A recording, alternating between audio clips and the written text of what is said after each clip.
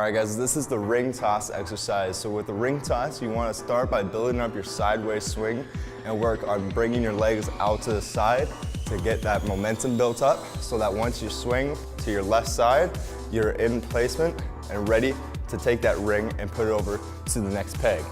As you swing back to the right, work on keeping your swing nice and high so you get more time to transfer that ring over. The higher the swing, the more hang time you have to be able to transfer that ring over to the next peg. Now, if you're just getting started with it, you want to start with some smaller swings. Don't try to make as large of a transfer as you can. Try just starting with one peg to the next, going from one to the other and making sure that you're taking your time, placing the rings accurately. Nothing is worse than missing the peg and falling back and having to catch yourself on a single arm and try to bring it back to get that ring back up on the peg. So make sure that you're placing them accurately, always keeping your eyes on the peg that you're trying to aim for, whether that's at the end or at the beginning. And if you're having trouble making that transfer to the next peg with a ring, try to break it down and take some simpler steps to making sure that you're building up enough swing.